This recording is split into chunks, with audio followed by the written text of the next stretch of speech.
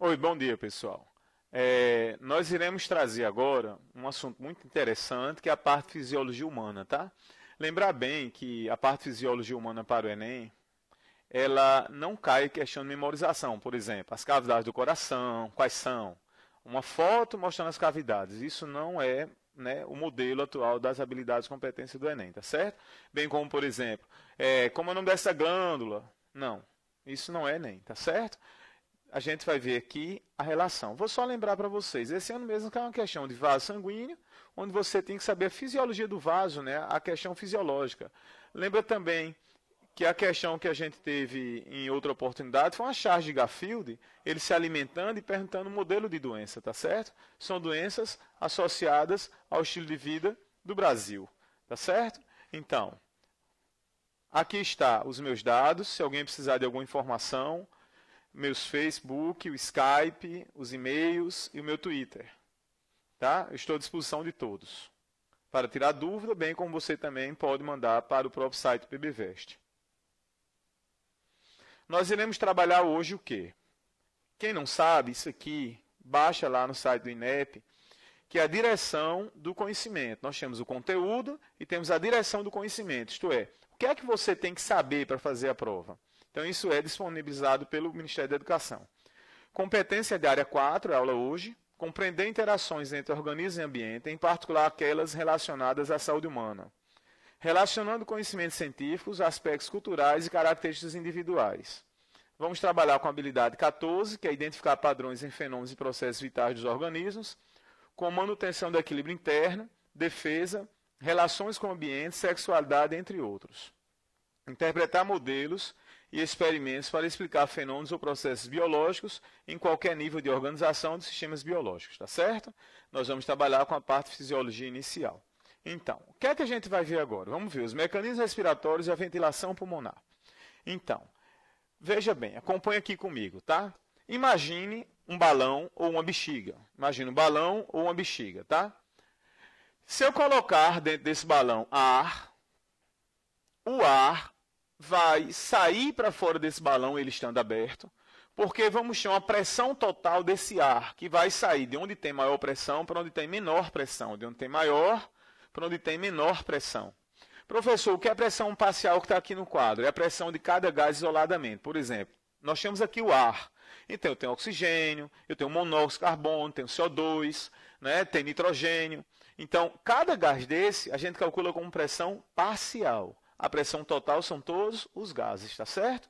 Então, sempre vai sair de onde tiver maior para onde tiver menor, ok? Vamos pensar no nosso oxigênio. O nosso oxigênio, ele vai reagir com a glicose em nível de célula. Vamos chegar até aqui, vamos pensar como isso vai acontecer. Ó, mais pressão do oxigênio fora, menor dentro, o oxigênio entra. Vem para o pulmão, inspiração, entrou o oxigênio. Esse oxigênio vai para o sangue. Quando ele chega no sangue, na realidade, ele vai ser recebido por uma célula chamada hemácia. Essa hemácia tem proteínas chamadas hemoglobinas. Essas hemoglobinas recebem o oxigênio. Aí forma hemoglobina. Chama sangue arterial. Aí ele vai até a célula, certo? Quando ele chega na célula, como é que esse oxigênio sai da hemoglobina para a célula? Como é que a célula vai usar esse oxigênio? A célula vai usar o oxigênio no modelo que a gente viu na aula anterior, chamado respiração celular. Então, vai pegar a glicose, que é o reagente, o oxigênio é o reagente, e vai produzir o quê? CO2 e água e energia, né? Então, esse C da glicose vem para cá.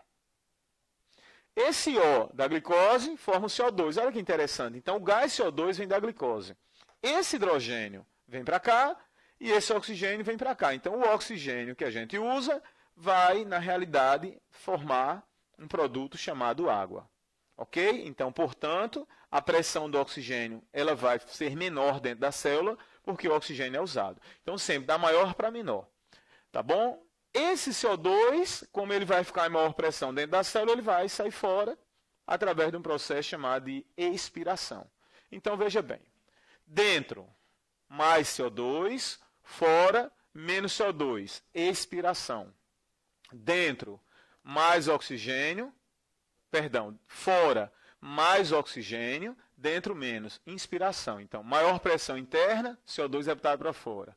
Maior pressão externa, oxigênio é botado para dentro, porque a gente usa, tá? Porque a gente usa. Se não usasse, a pressão seria em equilíbrio, tá? Então, a gente vai simular aqui um breve esquema para todos, tá? Para perceber como é que isso acontece, tá? Olha para esse bonequinho aqui. Então, nesse bonequinho, você está vendo o que eu acabei de falar. Ó. O oxigênio está entrando por um processo chamado de inspiração e o CO2 está saindo por expiração. Esse é o chamado mecanismo respiratório, tá? E a ventilação do pulmão. Veja que no tecido, muito cuidado, ocorre ao contrário, né? No tecido entra o oxigênio e sai o CO2. Se ele aponta para onde eu estou colocando aqui na seta, você tem que lembrar, esse processo do tecido é quando a célula respira, tá? Esse processo no pulmão é quando o pulmão respira. Quem vem acompanhando todas as aulas, a gente já falou isso quando falou de célula, né? Então a gente está repetindo, tá bom? Agora, eu coloquei aí o que é que acontece quando a pessoa mergulha, né? Respiração no mergulho. Então, preste bem atenção, olha que interessante. Quando a gente mergulha, sem nenhum equipamento, estamos dentro da água, nós não temos força de pressão para retirar o oxigênio da água e usar, porque a nossa respiração é chamada respiração pulmonar, que é uma respiração para o ambiente terrestre. E aí, professor, o que é que vai acontecer? Por que eu morro afogado? Olha que interessante. Mergulhei. Vou usar o oxigênio que eu tenho aqui dentro. Usei. O CO2 que vai sair da célula, ele vai chegar no sangue. Como ele é um óxido, CO2 é um óxido, ele é um óxido ácido. Então, assim que ele sai da célula, ele modifica o pH do sangue. E essa pequena modificação é sentida por uma estrutura que a gente tem aqui, chamada bulbo, que gera um movimento respiratório para compensar e liberar o CO2. Se eu estou aqui na aula agora, eu estou fazendo isso tranquilo. Estou jogando CO2, está modificando e eu estou respirando de forma autônoma. Tá? Estou respirando de forma autônoma. É tanto que eu não consigo fechar o nariz e morrer. Eu respiro porque eu quero, ó, mas eu respiro também de forma autônoma. Vamos para dentro d'água. Então, se eu estou dentro d'água, esse mecanismo do bulbo, já vou falar, vida vegetativa, o bulbo, sistema nervoso central, vai fazer eu respirar. Eu não vou conseguir porque eu estou dentro d'água. O que é que vai acontecer? Engulo água e morro afogado. Ok? Então é por isso que a gente morre afogado, que a gente engole essa água. Agora vamos imaginar que eu tenho um equipamento para isso. No mergulho. Então o que é que vai acontecer quando eu mergulho? Né? Se prova, cai respiração com equipamento dentro de um mergulho. A gente chama de uma respiração artificial. Né? Eu vou usar um cilindro para respirar. Tá? Então acompanhe aqui comigo. Lentamente, eu vou lendo e explicando. Né? Você vai copiar. Respiração no mergulho. A respiração com os equipamentos durante o mergulho é afetada por vários fatores. Sendo assim, mesmo em situações de descanso, a respiração na água envolve muito mais esforço. Por que, professor, a respiração na água envolve muito mais esforço? Mesmo separado. Por causa do gatilho que eu disparo para que o bulbo puxe o ar. Então, esse esforço vai existir. Outro, eu estou num ambiente diferente, tá, pessoal? Eu estou mexendo as musculaturas como um todo, o dispêndio energético é maior. Então, eu coloquei aqui, volta para cá. Então, sendo assim, envolve. Vamos lá, numa prova. Qual a dificuldade de respirar mesmo com equipamento? O aumento da pressão por si já causa compressão do tórax. Então, essa é a primeira resposta, tá? A pressão da água que ela exerce sobre a gente é diferente da pressão que o ar exerce. Além de uma redução em torno de 20% da capacidade vital e um aumento do esforço feito pelos músculos abdominais internos, intercostais internos. Então, voltando para cá. Por que é difícil respirar mesmo com equipamento? Por quê? A água vai exercer uma pressão, reduzindo essa capacidade de eu puxar esse oxigênio, mesmo no tubo, e também o maior esforço físico que eu vou desempenhar. Então, eu vou precisar de mais oxigênio. Vocês compreenderam? Então, dentro da água, mesmo com equipamento, as pressões são diferentes e a pressão dos esforços que eu estou fazendo, a pressão que a água exerce em mim, faz com que eu tenha uma necessidade ainda maior de oxigênio. Ok? Outra. Em outras palavras, ó, a natação em posição horizontal pode aumentar muito esse esforço. Então, por isso, quem nada também, né, tem que ter um condicionamento físico até muitas vezes maior do que quem está fora da piscina. porque a natação exige muito esforço, né, de pressão. Com o aumento da pressão, temos um aumento proporcional à densidade do gás respirado, causando, consequente, um aumento da resistência respiratória. A gente tem isso também, tá? Quando a gente aumenta a pressão, a gente aumenta a densidade do gás. Então, vou repetir, a respiração no mergulho é afetada principalmente, qual foi a coisa que eu mais falei aqui, pessoal, desde que começou a aula? Pressão. As pressões mudam. Nós temos uma pressão atmosférica e temos uma pressão dentro da água. A pressão na água é diferente da pressão fora da água, tá certo? As resistências são muito maiores no mergulho. Então, numa prova de vestibular, na prova do Enem, a respiração no mergulho, o grande problema dela são as alterações de pressões do ambiente e o maior esforço que nós temos. Então, a respiração no mergulho é a respiração mais difícil, pelo esforço que vamos fazer e também pela dificuldade de pressão que a gente recebe do próprio meio aquoso, do meio aquático, tá? Isso seja no mergulho ou seja na natação.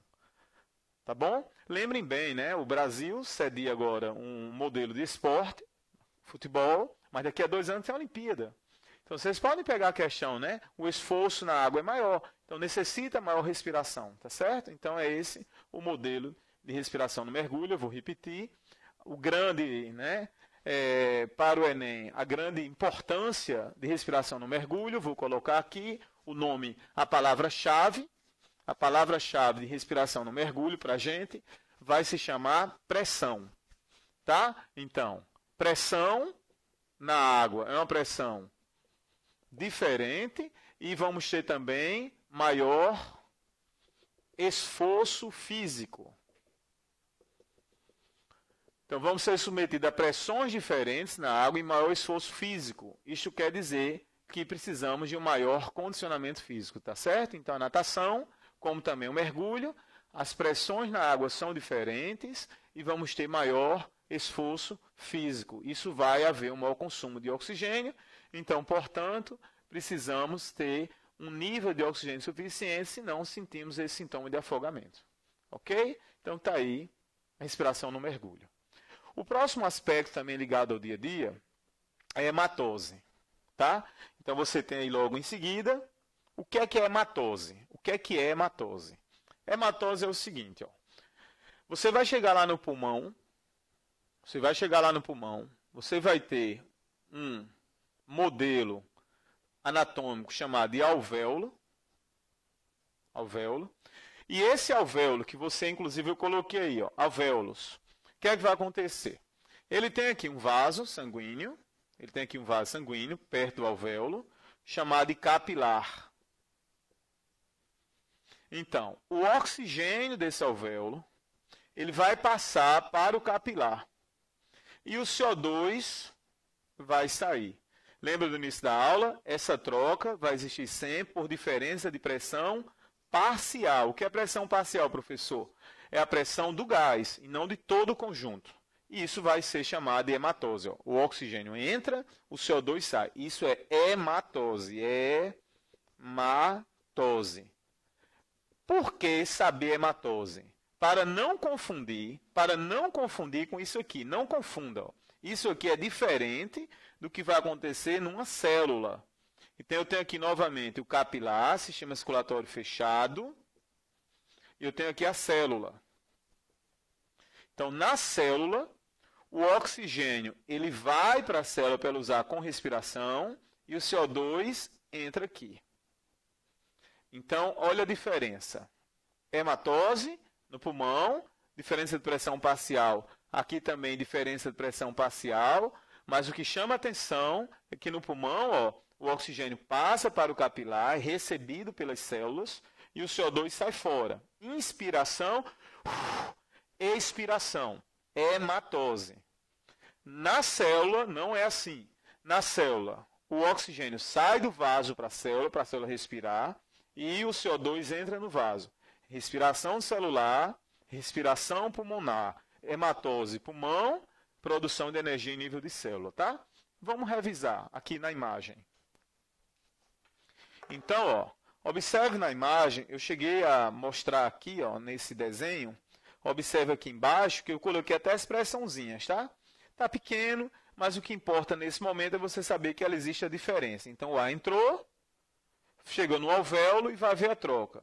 Esse azul que vocês estão enxergando aí, tá? Veja que tem artéria pulmonar, né? Então, o que tiver de azul, pessoal, é um sangue rico, tá? Em transporte de gás carbônico. Via hemoglobina, que a gente vai ver já, e via bicarbonato. Então, ele sofre hematose, no caso aqui, ó, no alvéolo, onde a seta está. Aí ocorre a troca, vira sangue arterial. Se liga aqui, ó, artéria pulmonar e veia pulmonar.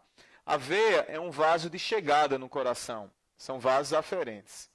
Quando chega no coração, ocorre bombeamento. Ó, chega no coração, ocorre bombeamento, sai sangue arterial e troca nos tecidos e sangue venoso.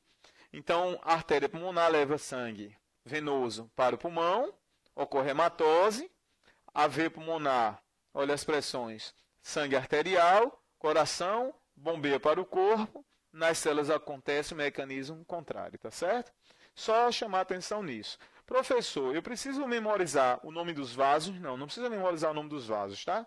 Você precisa entender o sentido da veia e da artéria. A veia é uma via de chegada no coração, seja sangue arterial ou venoso, e a artéria é via de saída. Então tá aí as trocas. Mais uma vez, hematose, reforçando. É o processo de troca de oxigênio e gás carbônico nos alvéolos e no sangue. Ok? Pronto. Agora, preste bem atenção que a gente vai falar, né? Esses transportes aí de gases, ó. O transporte de gases que é pedido para você completar. Então, como é que a gente transporta os gases, né? Bem fácil. Bem fácil. O transporte de gases vai acontecer.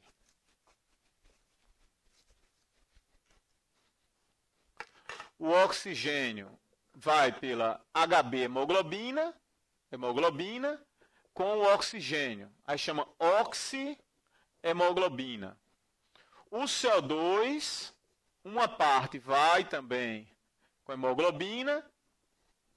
Chama esse aqui, chama oxihemoglobina. Esse chama carbohemoglobina. Só que tem um detalhe. E se eu inalar CO? O CO compete com o oxigênio, tá? O monóxido de carbono pode matar, porque entra no lugar do oxigênio. Aí vai formar a hemoglobina, HB, mais o CO. É chamado de carboxi. Professor, então a pessoa pode morrer respirando CO? Sim. Por que a pessoa morre respirando CO? Porque ele entra no lugar do oxigênio, tá certo? Morre asfixiado. E existe também um mecanismo, que é um mecanismo paralelo a esse processo, tá? Que é, vou pegar aqui uma canetinha. Então, que é quando o modelo água reage com o CO2, tá? Vai haver depois a produção de H+, e HCO3-, que é o bicarbonato. Isso vai acontecer também, tá? Então, a gente tem dois modelos de transportar o CO2. Dessa forma, que é em menor quantidade, e dessa forma, que é em maior quantidade. A gente transporta em maior quantidade o CO2 nesse modelo aqui, tá certo? Existe uma enzima chamada anidrase carbônica que faz esse processo. Então está aqui os transportes dos gases, do oxigênio, do CO2, o CO compete com o oxigênio, e essa reação química que acontece em grande quantidade no nosso sangue, tá?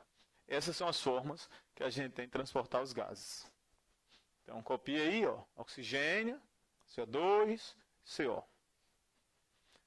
E íon, né, que a gente chama lá o carbonato derivado do ácido carbônico. Ok? Pronto. Vamos agora para outra forma importante, que é o sistema nervoso, tá? Que é o sistema nervoso. Preste bem atenção. O sistema nervoso é bem fácil, tá? Que são os neurônios. Você tem aí o desenho, ó, dos neurônios. O que eu vou mostrar você já tem aí escrito, tá certo? Você já tem escrito. Então, ó, nós temos uma célula chamada neurônio. É como se fosse aqui os dedos da minha mão, chamados dendritos. Acompanhe aí no material, você tem o desenho, os dendritos. A palma da mão é o corpo celular e aqui é o axônio. Nós temos um impulso elétrico que entra aqui no dendrito, corpo celular axônio, e ele é transferido para outra célula, podendo também ser um próprio neurônio. Essa transferência se chama sinapse. Essa sinapse ela pode ser química ou ela pode ser direta, chamada elétrica. A maioria é química. Tá? A maioria é sinapse química, o que faz os nossos comandos, muitas vezes, tá certo, serem dependentes desse modelo químico. Tá bom? Por exemplo, o neurotransmissor é uma substância que faz a sinapse química. Tá? Então veja aí no desenho que vocês têm, no material, havendo essa sinapse. Então, a sinapse é a transferência da informação de um neurônio para outro, ou de um neurônio para outra célula, tá bom? Aí eu coloquei o famoso arco reflexo, que você também tem um desenho aí, tá? Você tem a linha para preencher e você tem o desenho aí do arco reflexo. Ó. O que é o arco reflexo? O arco reflexo é uma forma do nosso corpo se defender sem pensar muito. A defesa do corpo. Tá? Então, você recebe a informação, observa onde tem um estímulo. O estímulo entra no neurônio sensitivo, conecta com o neurônio motor e você, por exemplo, numa mão, uma chapa quente, você tira a mão. Então, o arco reflexo é a estrutura. Arco reflexo é o que você tem aí no material. Então, se você abrir o material, que estão todos eles no material aberto, o arco reflexo, tá, na página 34, ele na realidade é a estrutura não, é o fenômeno. O que vocês têm aí no desenho é o chamado, né, as estruturas. É o fenômeno associado às estruturas. Então, o arco é isso aí. Agora, o que é um ato? O ato é isso. Ó. Bate no joelho, aí você chuta. Isso foi o ato que foi motivado pelo arco. Não entendi nada, professor. O arco é o que vocês têm aí. Todas essas estruturas envolvendo a sinapse, é o arco. O fenômeno de você promover a resposta ao arco se chama ato, isto é, a atitude reflexa. Bate, chuta a perna, isso é uma atitude. Então, essa atitude é chamada de ato reflexo, tá certo? Então, o arco é o conjunto de situações envolvendo a sinapse, envolvendo a fibra sensitiva de entrada, e o ato é a resposta ao arco. Tá? Você tem aí tudo escrito e tudo em detalhe. Eu queria chamar a atenção para todos para esse professor aqui, professor Miguel Nicoleles, que agora na Copa do Mundo propõe, aí já é uma maquete, fiquem atentos para isso numa prova, que é chutar uma bola na abertura da Copa do Mundo usando o pensamento humano. Uma coisa é botar o robô com controle remoto. Pela primeira vez, a gente vai ter o projeto Andar, quem quiser bota no Facebook, tem tudo o que está acontecendo, para no dia do Brasil e Croácia, o cara chutar a bola usando o próprio pensamento. Mas quem, professor? Um tetraplégico. Uma pessoa que nunca andou. Fantástico isso. Tecnologia brasileira, né? Em parceria com alguns países, mas desempenhado por um cientista brasileiro chamado Miguel Nicoleles. O que é isso, professor? O que é que pode cair na prova? É o projeto Andar de Novo. Então, ó, você vai conectar neurochips no crânio, vão ser responsáveis pela processar um sinal. Esse sinal vai ser capturado no exoesqueleto, né, robótico. Então, vai ser o pensamento capturado em chip. Olha que coisa fantástica, pessoal. Que nível a gente chegou. E aí ele vai ser no exoesqueleto. Eu vou ter uma unidade na cintura do tamanho de um celular que vai ser responsável, tá, pela parte computacional, que é extrair os sinais do cérebro. E esse microchip passa os sinais para todo o modelo artificial. Quem não entendeu assim? Vai se colocar aqui neurochips implantados na pele, vai capturar o pensamento, eu vou ter um celular aqui, essa onda do pensamento vai ser capturada, não é um celular, claro, né? Uma estrutura parecida com um celular aqui na cintura. Então, pensei em andar, vai ser capturado aqui. Isso vai passar para meus membros inferiores e eu vou andar não com um controle remoto, eu vou andar com a força do meu pensamento. Fantástico isso, né? Então, se liga, importante, sistema nervoso. Isso vai ser a maior revolução desse ano, tá certo? É a emissão de ondas cerebrais capturadas. Pela primeira vez, isso vai acontecer e já está em fase de teste. Acesse lá o Facebook, professor, você vai ver os testes, fantástico. E a proposta é que esse projeto Andar de Novo dê um chute numa bola no dia da Copa. Você imagina os cadeirantes todos, eles vão poder andar, não mais depender de alguém empurrar uma cadeira, e sim através de um exoesqueleto. Quem assistiu o filme Robocop seria um pouco, né? Uma roupa que dá a capacidade de andar para quem perdeu essa capacidade. Mobilidade, né? E, finalmente, nós temos aqui os dois sistemas nervosos, que você não precisa decorar todos esses, mas precisa interpretar. Que são os sistemas autônomos, que controlam a gente sem a gente pensar. Nós temos dois sistemas autônomos, tá certo? Um sistema autônomo chamado sistema nervoso autônomo chamado parasimpático e um sistema nervoso autônomo chamado simpático. Antigamente você tinha que decorar tudo. Do jeito que está a imagem aí, eu já coloquei a imagem, as funções todas. Mas a coisa mais importante é que esses dois sistemas, eles dão sensação de prazer, só que esse aqui você fica calmo. E esse aqui você vai ter uma sensação de prazer, mas esse aqui você fica agitado. Então, tudo que agitar você, simpático. Tudo que acalmar você, parasimpático, certo? Então, portanto, esse sistema ele é poupador de energia. Você vai se alimentar, não pode ficar agitado, tem que ficar calmo. Poupador de energia. E esse aqui é gastador. Então, quer dizer que o gastador de energia, a gente só deve usar nas horas certas. Então, o simpático só nas horas certas. Vocês observem aí na legenda, né, no material, que todas as relações que a gente tem, tá, onde se vai haver um gasto de energia é o parasimpático, e do lado contrário, né, você vai ver o simpático. Então, por exemplo, coração bater mais rápido, simpático, coração bater mais calmo, parasimpático. Todos os mecanismos que levam a um gasto energético, simpático, poupar energia, parasimpático. O parasimpático, o seu neurotransmissor na sinapse química é chamado de acetilcolina. Isso era muito comum nos vestibulares anteriores. Qual é o nome do neurotransmissor? Agora não precisa. Isso aqui é a coisa mais importante hoje, tá? E aqui é a noradrenalina. O assunto mais importante agora é se um gasta ou não. E aqui é a noradrenalina. Por exemplo, o cara vai comer, chega, relaxa depois do almoço, parasimpático, porque se ele está comendo, é porque está precisando de retirar a energia dos compostos, tá? Aí ele relaxa. Vai correr, simpático. Qual é o problema da gente hoje? O problema da gente hoje é o simpático ser ativado pelo estado de emoções. Aí a gente vai ter problemas. Caso isso aconteça, o simpático agitado por emoção, tá certo? Nós vamos ter um probleminha que é o quê? Pressão alta. Emocionou, pressão alta, tá certo? Outra coisa importante desse processo aqui é quando você bebe bebida alcoólica. Porque a bebida alcoólica provoca ressaca, vontade de beber muita água.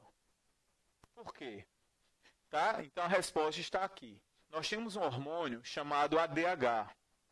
Nós temos um hormônio chamado ADH, antidiurético.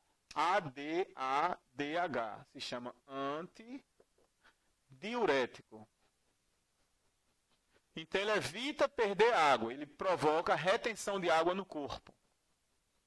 Ele retém água no nosso organismo. Quando a pessoa bebe, o álcool provoca desequilíbrio hídrico no corpo. Então o álcool simula uma retenção de água, que não é verdadeira.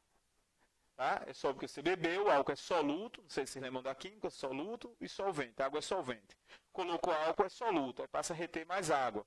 Aí dispara um alarde e a pessoa vai urinar. Então, geralmente, quem bebe começa a urinar mais. Essa urina mais desidrata. E isso provoca o sintoma de ressaca de beber muita água no outro dia. Então, não aprovo beber muita água no outro dia, porque a pessoa bebeu álcool, se cai no vestibular, você já sabe. É a desregulação do hormônio antidiurético, que passa a reter água, e aí, com o uso do etanol, que está provocando essa retenção, a pessoa urina mais. Como a pessoa urina mais, o que é que vai acontecer? A pessoa vai ficar desidratada, no outro dia aumenta a ingestão de água. Eu vou repetir. A ingestão de água. Então, repetindo. O ADH, ele retém líquido. O etanol, ele simula essa retenção. Como ele simula essa retenção, porque ele é um soluto, você sente necessidade de urinar uma água que não deveria estar saindo do seu corpo. Por não estar saindo essa água do seu corpo, no outro dia, você procura ingerir maior quantidade de água. Isso quer dizer que o etanol, ele desidrata a pessoa. Ok? Que desregula um hormônio chamado ADH, dando sintomas, né, de ressaca, que é beber muita água no outro dia. Outra parte de fisiologia bastante importante é a parte de hipertensão arterial, né, que é também aplicada, muito comum para a gente finalizar aí, a hipertensão arterial. O que é? Então acompanha aqui. Ó. O coração, ele bombeia, né, de 60 a 80 vezes por minuto na nossa vida, 5 a 6 litros de sangue para todo o corpo. A pressão arterial é a força com que o coração bombeia o sangue através dos vasos. É determinado pelo volume do sangue que sai do coração e a resistência que ele encontra para circular. Então a gente tem que ter uma pressão que o sangue vai e volta em condições de normalidade. Essa condição de normalidade é muito relativa, com sexo, com a idade, com o período gestacional, etc. O que a gente não pode é alterar esse padrão recomendado. Falam 12 por 8, né? Que seja 11 por 7, mas que a gente não altere. Então, a hipertensão arterial, portanto, é quando a gente altera, tá, a força que o sangue vai exercer no vaso. E aí, professor, o que é que pode acontecer? Tá? Então, a pressão arterial é isso, a pressão do sangue no vaso artéria. Então, para manter o coração em dia, não pode ficar gordo, atividade física regular, dieta saudável, cigarro, álcool, estresse, tudo isso desregula a pressão. Tá? Então, se ficar gordo, vai bombear o sangue com mais força, né, para levar ao mau tecido. Quem não faz atividade física, tá? Isto é, quem não está compreendendo é o seguinte, eu estou com um coração bacana, não faço atividade física, tenho menos vaso. Então, qualquer esforço maior, a pressão aumenta. Então, a atividade física aumenta o número de vasos. Nós chamamos tecnicamente, numa prova de Enem, que a atividade física, ela provoca angiogênese. A atividade física provoca angiogênese. Angiogênese. O que é angiogênese, professor? É aumento do número de vasos. Agora, antes de eu prosseguir, esquecendo um pouco o Enem, a atividade física tem que ser feita com a orientação de um profissional. De um médico, um educador físico, nutricionista, uma equipe multidisciplinar, tá certo? Veja bem, então a pressão alta ela pode provocar duas coisas. Se você tiver massa no sangue, obstruir, não levar oxigênio para o cérebro, isquemia, ficar sem o cérebro conseguir oxigênio. Coração, ficar sem oxigênio, infarto, morre músculo cardíaco. Pode também romper o vaso. Se romper o vaso, a gente tem um acidente vascular. Então, as duas questões de pressão alta relacionadas à prova, uma é obstrução, não levando os nutrientes e os gases. Então, vou colocar aqui. Eu tenho um vaso. Eu posso provocar uma obstrução, eu impeço levar o oxigênio e o alimento para um local. Isso pode provocar a falência, por exemplo, do coração. Ou então, eu posso provocar o rompimento do vaso. O vaso rompe. Né? A gente chama de acidente vascular. Se for na cabeça, acidente vascular cerebral. Então, portanto, a atividade física ela é fundamental para o controle da pressão arterial. Mas não só. Voltando aqui para a imagem, né? Atividade física é associada, por exemplo, sal é soluto, retém água. Bebida alcoólica é soluto, retém água. Cigarro, cara. Cigarro vai aumentar o transporte de LDL no sangue, pressão alta. Tá? Então, tudo isso aí vai provocar pressão alta. Então, quando eu coloquei que a atividade física, porque está no programa, ele consegue criar esses vasos, então ela é fundamental para ser feita, não só quando a gente estiver mais velho. Tá? E tá aí as complicações, né? No cérebro, acidentes vasculares, demência vascular por falta, nos olhos pode até provocar problemas também, no coração, nos rins, que vai receber mais sangue, tá certo? Pode ter arteriosclerose, aneurismas. Esse é os quadros de complicação de pressão arterial. Então, a pressão arterial é importantíssima para a prova, lembrar, que é quando a gente passa a ter um volume maior de sangue. E esse volume maior de sangue pode provocar obstrução, né? Faltando, em suma, em resumo, é isso aqui, não levando oxigênio para o local, e rompimento. Então, a atividade física aumentando o número de vasos, você pode criar rotas paralelas para levar oxigênio e alimento. Você vai criando mais vasos e vai criar mais ruas. É uma mobilidade, né, do sangue, mais ruas eu transporto com mais eficiência. E a atividade física ela favorece o aumento do número de vasos. Sempre lembrando, orientação de profissionais. Eram essas informações de hoje, pessoal, para vocês, tá certo? Exercício físico, né, que a gente acabou de falar. Lembrar essa frase aqui do Nelson Mandela, né? Esse projeto maravilhoso, PBVest, né? Que a educação é a arma mais poderosa que você pode usar para mudar o mundo. Né? Um mundo que tem educação, um mundo melhor. Tá? Muito bom, né? O governo investindo nesse projeto educacional. É assim que muda todos os processos, é assim que muda a cabeça da pessoa através da educação. Não tem outra saída. Investir em educação é a solução para qualquer modelo no planeta Terra, tá? Qualquer ismos, o capitalismo, o socialismo, o investimento em educação é a grande solução, tá? Mais uma vez a gente teve essa oportunidade de trabalhar com vocês. Se tiver mais alguma dúvida, vocês podem entrar no portal do PBVest, pb.gov.br, e mandar as dúvidas que eu estarei à disposição para respondê-las. Tá? Vamos ter já já mais uma aula.